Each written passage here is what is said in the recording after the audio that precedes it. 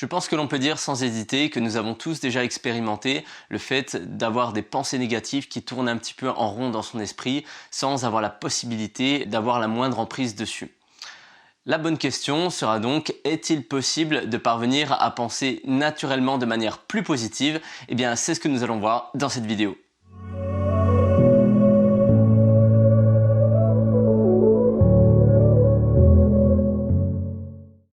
Alors, pourquoi traiter de ce sujet dans cette vidéo? Tout simplement parce que j'ai pu remarquer que les ruminations, le fait d'avoir des pensées négatives revenait régulièrement chez les personnes que je suis au niveau diététique. Or, le fait d'avoir ces ruminations est particulièrement importante au niveau du sommeil. En effet, avoir ces pensées négatives de manière récurrente va non seulement impacter la qualité de sommeil, mais aussi la durée de sommeil. Et ce phénomène va avoir d'autres répercussions, notamment au niveau de l'énergie. On va se sentir moins énergique au quotidien et forcément, on aura une motivation qui sera moindre. Or, ça va impacter tout simplement la gestion du poids aussi. Quand on est moins motivé, quand on est moins fatigué, on a moins envie de faire les choses, de faire des efforts, parce que dans un premier temps, changer son alimentation, ça demande des efforts. On modifie ses habitudes et donc ça va avoir un impact au niveau de la gestion du poids, mais aussi, on l'oublie souvent, au niveau de la gestion émotionnelle. Donc en fait, c'est un véritable cercle vicieux, c'est que le fait d'avoir des ruminations, des pensées négatives, ça va impacter la qualité de sommeil, qui va impacter votre capacité à perdre du poids, ainsi que votre capacité à gérer vos émotions. Et le fait de ne pas gérer ses émotions, ça va amener davantage de rumination. D'ailleurs, si on parle un petit peu de chiffres à ce sujet, les études scientifiques démontrent que sur 60 000 pensées générées quotidiennement, 80% étaient négatives. Et ça, on le doit à notre évolution, c'est-à-dire que c'est un mécanisme de survie. En effet, pour le cerveau, toute information négative est forcément prioritaire. Et c'est pour ça qu'on a plus tendance à ruminer des pensées négatives ou à penser au négatif. Le positif, lui, n'est pas très important au niveau de la survie et c'est pour ça que ça reste moins. Mais alors, si on part de ce principe, est-ce qu'on a des solutions à l'heure actuelle pour vraiment permettre de contrecarrer ce mécanisme de survie et penser plus positivement? Alors oui, il existe de multiples solutions, mais pour faire simple, on va se focaliser sur 3 stratégies que nous allons vous démontrer sans tarder.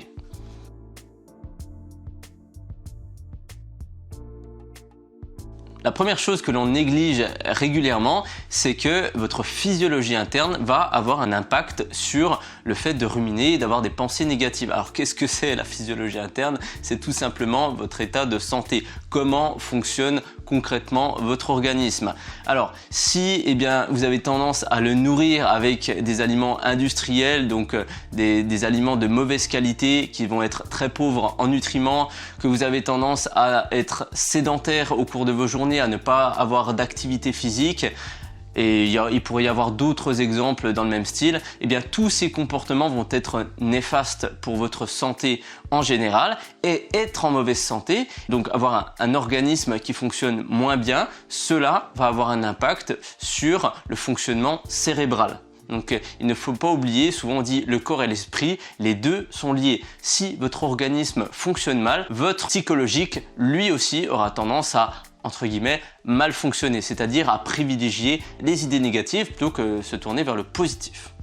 Et d'ailleurs, on a effectivement l'état de santé, mais on a aussi l'état de forme en général qui va dépendre plus du mode de vie, si vous vous couchez tard, si vous regardez les écrans avant de vous coucher, plein de choses de ce genre-là, qui vont impacter directement aussi la physiologie interne, d'une part parce que ça va augmenter les taux de cortisol, etc., mais du coup va aussi impacter au niveau du cerveau et va vous amener sur plus d'idées négatives, sur des ruminations, ça peut amener des dépressions, etc. Enfin, ça peut aller très très loin. Et comme on a dit, c'est un cercle vicieux, c'est-à-dire que plus vous allez être fatigué, plus vous allez avoir tendance à du coup penser négativement, ce qui va amener vers des dépressions, comme je viens de le dire, et ces dépressions-là vont amener également à moins bien dormir. Donc après, c'est très compliqué de s'en sortir parce que du coup, on dort mal, on pense mal. Comme on pense mal, on dort mal et ainsi de suite. D'ailleurs, je voulais rebondir sur une chose. Donc tu as parlé de cortisol. Peut-être que tout le monde ne sait pas de quoi il s'agit. En fait, c'est tout simplement, si on veut simplifier, l'hormone du stress. Or, ça reflète bien cette idée de cercle vicieux parce que plus on va avoir tendance à stresser, donc les ruminations sont une forme de stress, hein, plus on va avoir tendance à produire ce cortisol, et l'excès de cortisol va favoriser un mauvais état de santé de manière générale parce que ça va avoir un impact par exemple sur votre taux de sucre sanguin, donc c'est ce qu'on appelle la glycémie, ça va avoir un impact sur la rétention d'eau, sur plein de phénomènes au niveau de votre organisme, et au final on voit bien que le physiologique est toujours associé au psychologique. Exact. D'ailleurs, en parlant de physiologie, il y a un autre aspect très important à prendre en compte, c'est la respiration.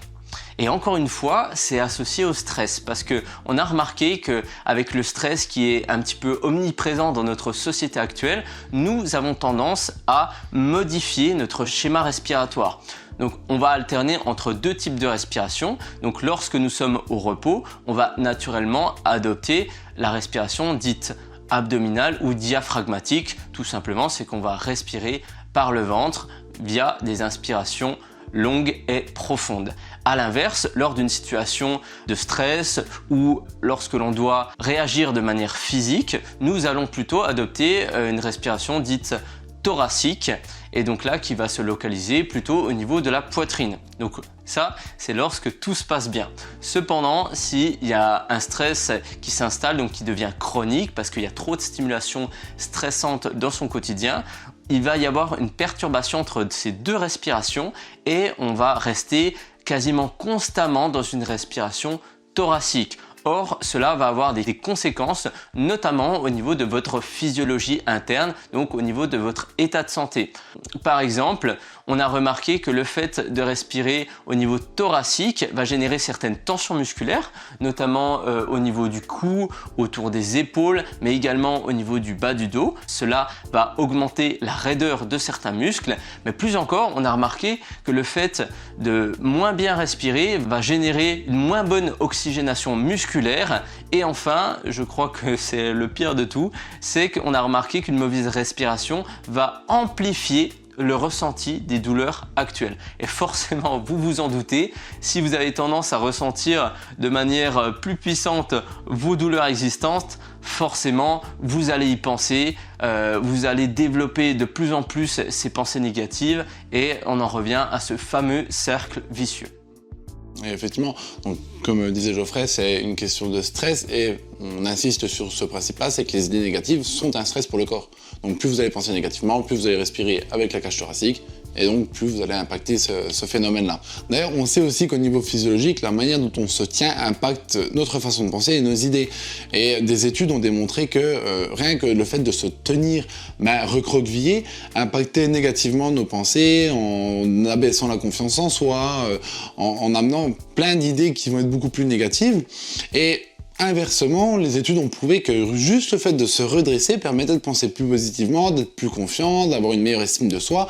Et on se rend compte que ça va dans les deux sens. D'ailleurs, il y a une citation qu'on adore en PNL, c'est « Si tu veux être puissant, fais semblant d'être puissant ». Et ça s'applique totalement, en fait, les études prouvent que ça peut s'appliquer au corps humain.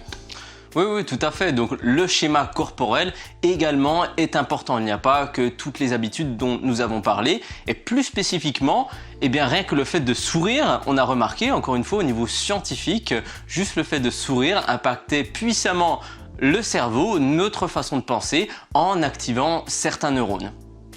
Pour résumer, vous l'aurez bien compris, votre mode de vie en général, la façon dont vous traitez votre organisme, eh bien, votre organisme va avoir un impact sur votre façon de penser. Donc, premièrement, on fait attention à son alimentation, à son hygiène de vie en général et pour la confiance en soi, pour l'estime de soi, la confiance et pour avoir des idées plus positives, on se tient droit et on est souriant.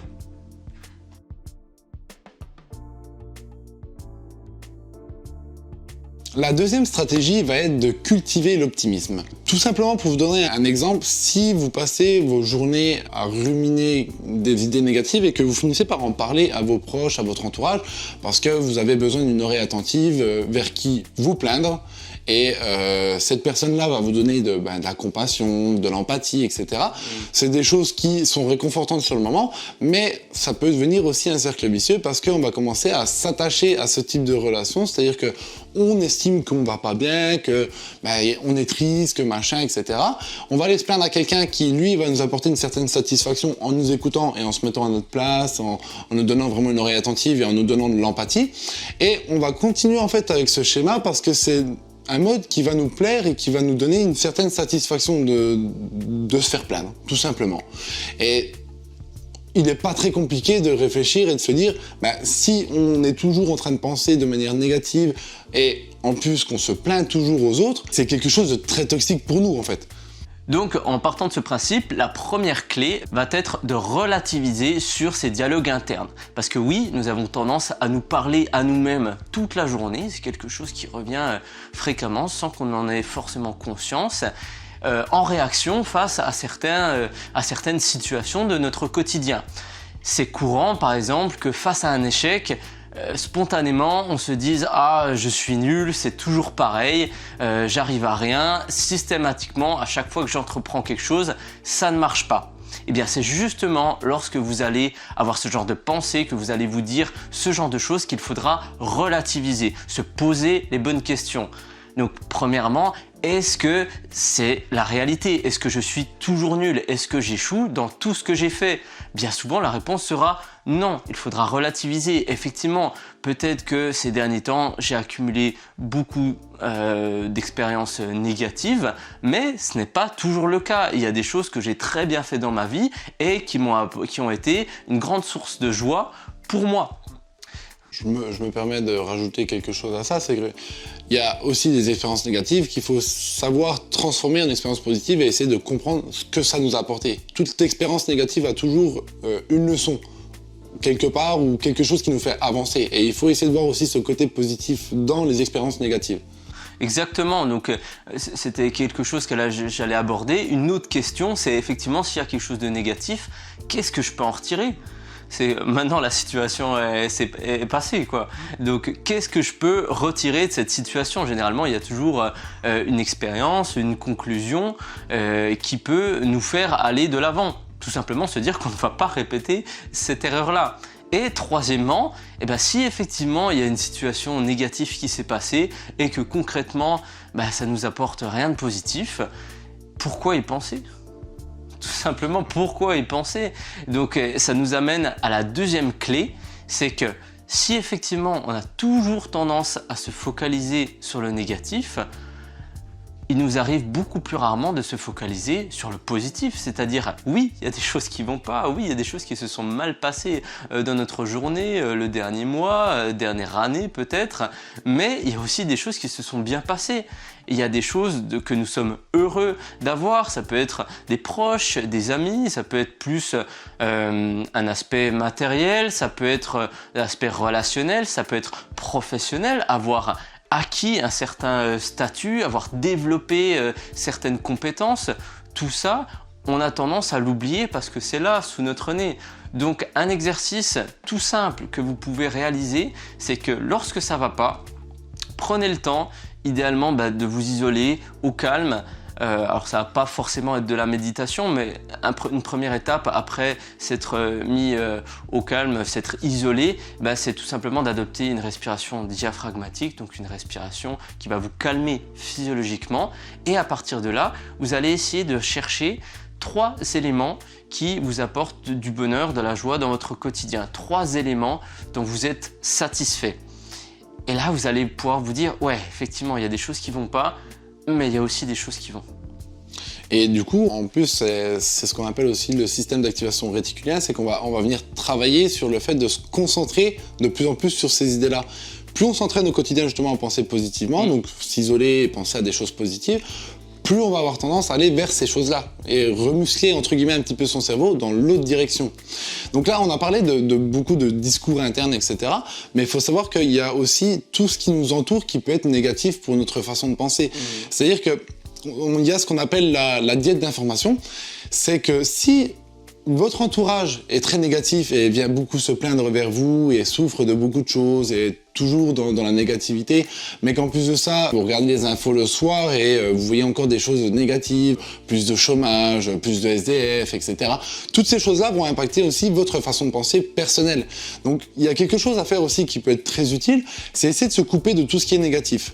Même si c'est un proche, ça peut être dur de ne pas donner cette oreille attentive à ce proche, mais juste lui dire, écoute, ce que tu me dis est assez négatif et j'ai pas forcément envie de l'entendre, j'ai pas besoin de ça dans ma journée, ça peut déjà vous couper un petit peu de toute cette négativité et vous amener, vous, à voir les choses beaucoup plus positivement au quotidien.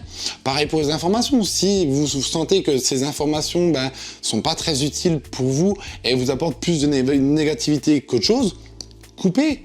Arrêtez de regarder les informations ou triez les médias d'information que vous voulez avoir. Comme ça, vous pourrez avoir peut-être des informations beaucoup plus positives chaque jour.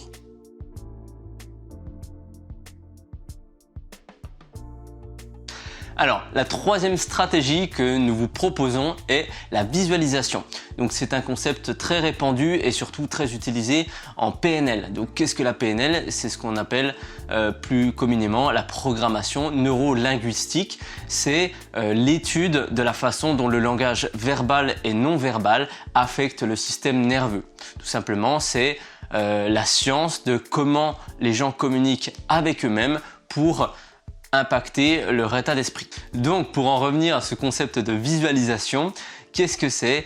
Eh bien, c'est un concept plutôt compliqué à définir, mais pour faire simple, qui va reposer sur des caractéristiques sensorielles. C'est la façon dont nous allons nous représenter des événements, des situations dans notre esprit via des caractéristiques sensorielles, donc c'est-à-dire au niveau kinesthésique, donc le toucher, le ressenti physique, ce genre de choses. Tout ce qui est caractéristiques visuelles, donc voilà, la luminosité, la couleur des choses, etc. Et encore tout ce qui est caractéristiques auditives, donc ce que l'on entend, tout ce qui est bruit, son, voix, etc. En fait, la visualisation, c'est le principe que l'on peut modifier la perception que nous avons de certains éléments, de certaines situations, en modifiant les caractéristiques sensorielles que on leur a attribuées dans notre esprit. Donc par exemple, si vous est arrivé quelque chose de négatif dans votre journée, eh bien si vous essayez de visualiser cet événement, vous allez remarquer que en fait, il va prendre toute la place dans votre esprit. C'est qu'il va apparaître en plein milieu de votre esprit, il va occuper tout votre champ visuel, il va apparaître lumineux, il va être bruyant dans votre esprit parce qu'il va occuper une place très importante. C'est pour ça que encore une fois, physiologiquement, les pensées négatives prennent toujours plus de place. Et lorsque vous allez tester la visualisation, vous allez vous rendre compte que, effectivement, au niveau psychologique, ça prend beaucoup de place. Et d'ailleurs, du coup, le principe de la visualisation, de modifier ses sous-modalités, c'est comme ça qu'on appelle ça, c'est les sous-modalités, donc tout ce qui est olfactif, kinesthésique ou visuel. Pour reprendre l'exemple de Geoffrey, l'image va prendre beaucoup de place, ça va être bruyant, ça va être très lumineux, etc. Donc, pour appliquer la visualisation, ce que vous allez faire, c'est déjà commencer par essayer de réduire l'image, la rendre un peu floue, pour que ça soit beaucoup moins visible. Une fois qu'elle est petite, vous allez baisser le son, vous allez la rendre en noir et blanc, enfin vraiment pour que ça soit très peu visible et très peu audible. Et vous allez ranger ça dans un coin, vraiment. Et c'est comme ça qu'on va travailler en fait en visualisation, c'est juste imaginer une scène, et réussir à modifier ce que ça représente dans notre esprit. Et du coup, vous pouvez faire ça avec les idées négatives qui prennent beaucoup de place, et pour aller dans la culture de l'optimisme, faire la même chose avec quelque chose de positif que vous allez grossir, rendre avec un ton un peu plus chaleureux, avoir l'image avec des couleurs chaudes, etc., qui va permettre de rendre ce souvenir positif beaucoup plus important dans votre cerveau. Bien sûr, c'est un exercice qui va être assez compliqué au début. On n'a pas forcément l'habitude de visualiser comme ça en fermant les yeux et puis de revoir des scènes de manière très claire. Donc les premières fois, il va falloir être vraiment patient, persévérer, s'entraîner et réussir à se concentrer sur des petits détails. Au fur et à mesure, vous allez voir de plus en plus clair dans vos visualisations, mais sur les premiers temps, vous allez voir c'est plutôt compliqué et faut pas se décourager. Vraiment. Parce que c'est un outil qui est vraiment très utile et très efficace pour modifier nos stratégies de pensée interne. Si vous utilisez la visualisation couplé aux autres stratégies qu'on vous a proposées précédemment, donc la modification de la physiologie interne et la culture de l'optimisme, ça vous donne des outils très efficaces qui vous donnent les capacités de changer vos perceptions et vos interprétations des souvenirs qui peuvent vous impacter négativement. Tout à fait. Et d'ailleurs, à ce propos, il y a une citation de Shakespeare que l'on aime particulièrement qui dit « Rien n'est bon ni mauvais, mais le penser le rend ainsi ». Voilà, je pense qu'on a fait le tour de la question et qu'on a pu vraiment voir différents aspects qui vous permettront de penser plus positivement. Malgré tout, si vous souhaitez aller un peu plus loin, dans quelques temps, nous allons sortir une formation qui sera dédiée à la gestion du stress. Et dedans, on parle d'outils très puissants et très développés pour impacter justement positivement notre façon de penser et permettre de diminuer le stress chronique. Donc si ça vous intéresse, on vous invite à vous inscrire sur le lien qu'on laissera en description de cette vidéo. On vous réserve une petite surprise, donc pensez à vous inscrire et on vous préviendra de la sortie de cette formation. Voilà, c'est tout pour cette vidéo. On espère que cela vous a plu et que vous avez pu apprendre pas mal de choses sur la manière de penser. N'hésitez pas à liker la vidéo, à vous abonner à la chaîne et à activer les notifications pour ne rien rater de nos futures vidéos. En attendant, on vous dit à bientôt, prenez soin de vous et restez acteur de votre santé.